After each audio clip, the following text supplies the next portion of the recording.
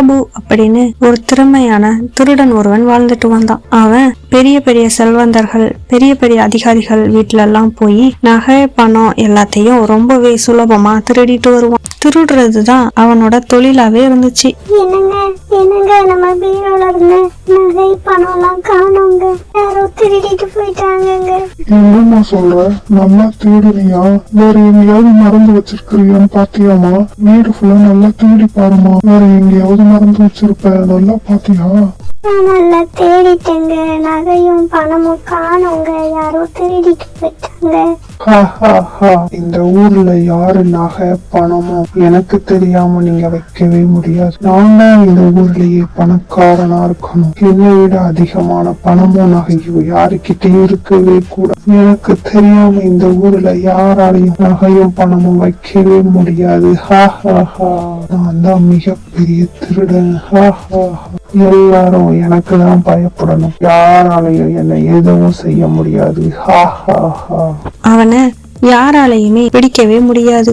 அந்த அளவுக்கு மிகப்பெரிய திருடனா இருந்தான். ஒரு நாள் அவன் வாழ்ந்துட்டு வந்த ஊர்ல மிகப்பெரிய செல்வந்தர் ஒருவர் குடும்பத்தோட புதுசா கூடி வந்தாரு. அந்த செல்வந்தர் ஒரு அரசு அதிகாரியா இருந்து ஓய்வு பெற்றவர். அவருக்கு 2 மகன்கள் இருந்தாங்க. அவங்க 2 பேருக்குமே திருமணம் ஆயிடுச்சு. இந்த செல்வந்தருக்கு அதிகமான சொத்துக்கள் இருக்கு. அவங்க வீட்டுல அடிக்கடி சொத்துக்காக பிரச்சனை வந்துகிட்டே இருக்கும். செல்வந்தரோட 2 மகன்களும் அவங்க அப்பாவை கொலை பண்ணிட்டு சொத்துக்களை சமமா பிரிச்சுக்கலாம் அப்படின்னு திட்டம் போட்டாங்க. இந்த சூழ்நிலையில தான் திருடன் பாபுவுக்கு புதுசா வந்திருக்கிற இந்த செல்வந்தரை பத்தி தகவல் கிடைச்சது.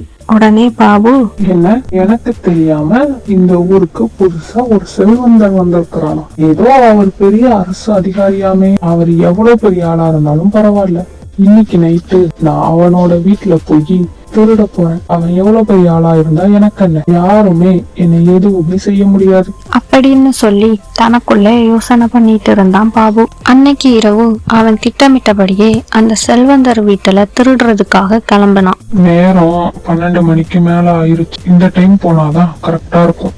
எல்லாரும் தூங்கிட்டு இருப்பாங்க. கண்டிப்பா அவங்க இந்த ஊருக்கு புதுசு அப்படிங்கறதுனால என்னை பார்த்து பயப்படதான் செய்வாங்க. இன்னைக்கு எனக்கு நிறைய பணமும் நகையும் கிடைக்கும்.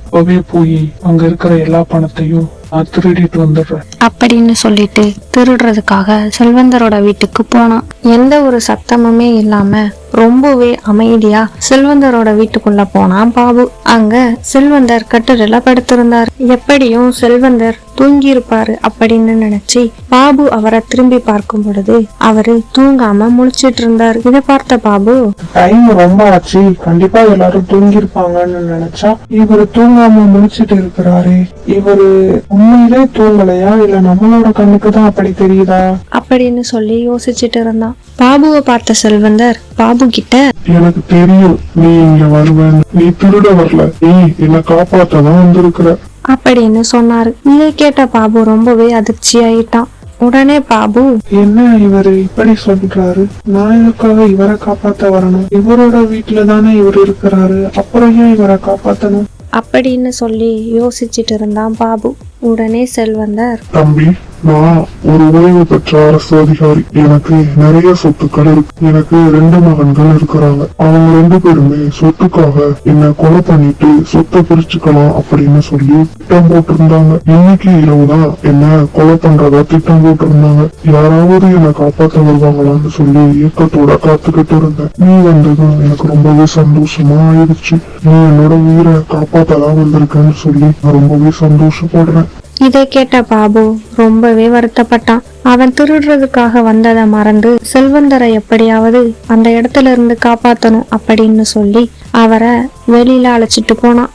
அன்னைக்கு இரவு பாபு செல்வந்தரை அவனோட வீட்டுல தங்க வச்சான். ஐயா, இன்னைக்கு இரவு மட்டும் நீங்க இங்க இருந்துக்கோங்க. நாளைக்கு நான் உங்களுக்கு வெளியூர்ல தங்குறதுக்கு எல்லா ஏற்பாடுகளும் பண்றேன். நீங்க எதுக்குமே பயப்படாதீங்க. நான் உங்களை நல்லா பாத்துக்கிறேன் ஐயா, நீங்க பயப்படாதீங்க அப்படின்னு சொல்லி செல்வந்தரை ரொம்ப நல்லா பாத்துக்கிட்டான் பாபு. அவருக்கு தேவையான எல்லாத்தையுமே செஞ்சு கொடுத்தான். செல்வந்தரும் அவரோட சொத்துல பாதிய பாபுவோட பேர்ல எழுதி வச்சாரு. பாபுக்கு ஒரு காவலர் வேலையும் வாங்கி கொடுத்தாரு. பாபு செல்வந்தரை ரொம்ப நல்லாவே பாத்துக்கிட்டான். திருடனா இருந்த பாபு காவலாளரா மாறினான். இந்த வீடியோ வீடியோ உங்களுக்கு பிடிச்சிருந்துச்சு அப்படின்னா லைக் பண்ணுங்க, ஷேர் பண்ணுங்க, கமெண்ட் பண்ணுங்க. இது மாதிரியான வீடியோக்களுக்கு நம்ம சேனலை சப்ஸ்கிரைப் பண்ணி பெல் ஐக்கானை கிளிக் பண்ணி ஆளுங்கிறத கொடுங்க.